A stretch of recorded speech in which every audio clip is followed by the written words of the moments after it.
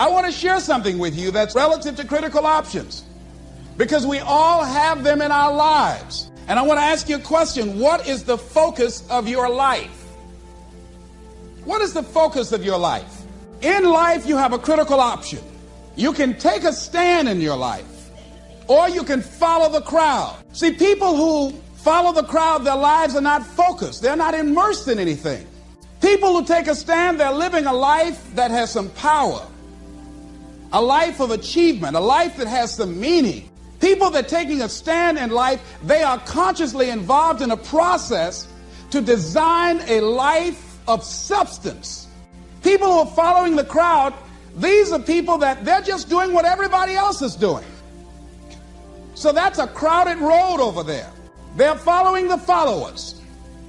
I want to talk to you about taking a stand with your life. And what are some of the things we can do that will enable us to give our lives up in a way that has some purpose and meaning, that can be real for us, that can give us a sense of fulfillment, of joy and happiness and peace of mind. See, most people are bored with life. Most people feel that life isn't worth the hassle, that life is just wearing me out. It's boring, it's monotonous. I have nothing to look forward to. Here we go again, another Monday morning.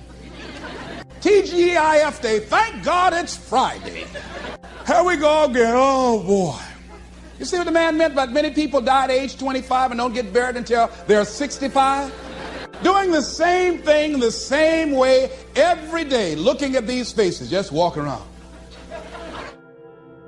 I mean, you got to be aware of these faces. They affect you, you know. Try to stay around pleasant faces, and if you have an unpleasant face, try and smile more.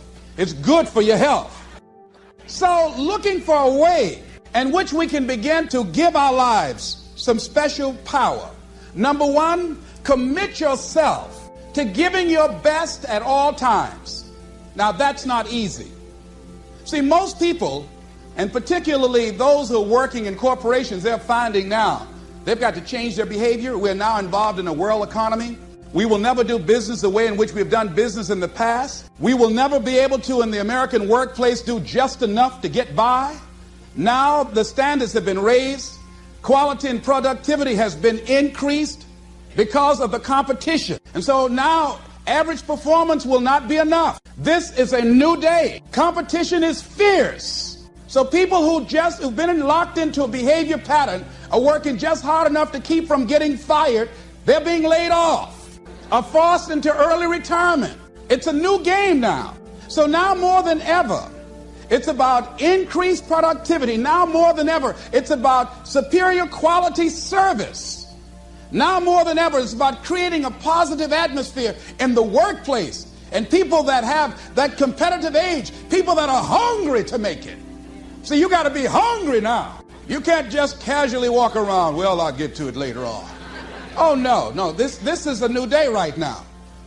Committing yourself to give your best at all times, regardless of the competition to do otherwise, or the influences of negative people that will tell you, hey, look here, don't push yourself too much. Now's the time to push yourself, to always get in the habit of giving the best that you have to share. Thinking about a situation where I had to give a lecture out in Los Angeles, California for Xerox Corporation. A part of what I do when my profession is doing corporate training. My passion is doing training with kids. So when I go someplace, I always try and arrange for a community group to have a group of young people together for me to work with them on a volunteer basis in the evening. So I decided to go into an area of Los Angeles to talk with someone about doing that, and they suggested that I come to speak at a community center right outside Los Angeles at Carson Community Center. And because of the gangs in Los Angeles, one of the young men that was coming there to organize it, and his mother, he had a twin brother, and he took an interest in me because I have a twin. And his twin brother was the victim of a gang ritual. They brought in a new member in a gang, and he had to prove that he was really with them and committed. And his job was just to select anybody at random and kill them. And he did that as this young guy was coming out of a store. So they told me, Mr. Brown, would you come over and talk to the teenagers here? There's a lot of depression and despair and hopelessness and people feeling powerless about the gangs. and bring with you some handouts and materials so you can do a workshop, and parents will be involved too. Would you be willing to do that? I said, well, I'm doing a full day seminar, and I'm usually just physically exhausted afterwards. How many people you say you're going to have? We guarantee at least 400 to 500 people there. I said, okay, I will come there and work with them and take them through this intensive. It's called Project Respect, how to create a shift in the community, how to get young people engaged in a process of creating positive peer pressure rather than buying into the negative peer pressure. Instruments and techniques of how we can provide ongoing coaching for young people to begin to change how they see themselves and their values and how to resist negative peer pressure. So I came there after working in a seminar, totally exhausted, in that Los Angeles traffic. It took over an hour to get there. Got there, they only had 7 people. I had an attitude. I said, you had me come all the way from Los Angeles after working all day just to talk to 7 people? You told me over 400 people were going to be here. Where are the parents? Only 1 parent here. My time is valuable. I've got all this material that we've copied to do a workshop. And so I went on and talked to those young people that were in the room, the 7 that were there, and I just gave them a little speech. And then I left. Went back to the hotel. That night around 3:30 in the morning, the phone rang. The minister that invited me called me and said, Mr. Brown, I've got to ask for your attention for a moment. I said, what is it? One of the young men who was there wanted to talk to you. He was the brother of the guy that was killed. He'd like to talk to you. He's been here for over an hour, and I told him, please don't call you. But he insisted. Would you please talk to him for a moment? I said, yes, put him on the phone. Kenyatta, what can I do for you? He said, Mr. Brown, I listened to your tapes for a long time. I've grown to love you and admire you. Among the things that I heard on your tapes that you said you must deal with circumstances such as you find them. You came in this evening and I admit, no, we did not have the numbers that you asked for. No, we did not deliver as we had promised we would. But we were looking for you, the motivator, to give us some hope. We were depressed and we don't know what to do. We were looking for some direction.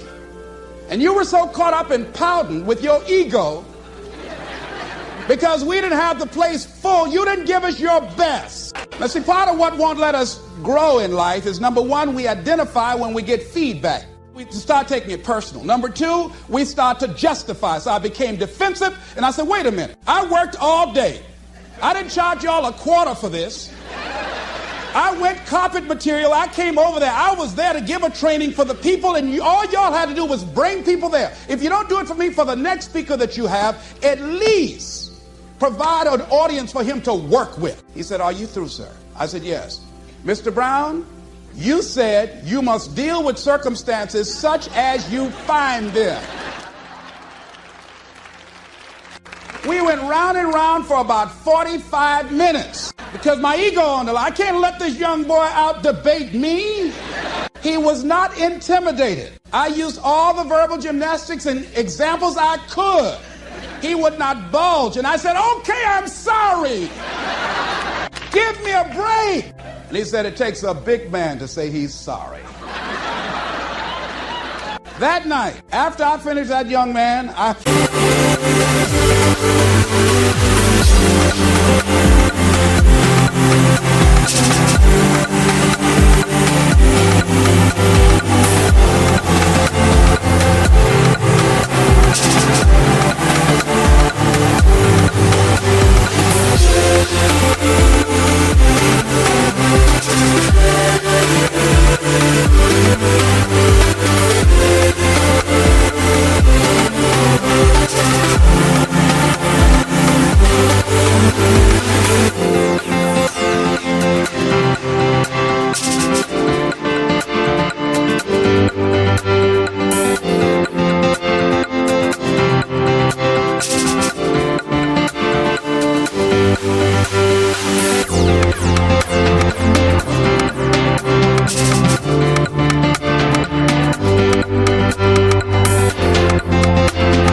stayed on the floor by the bed.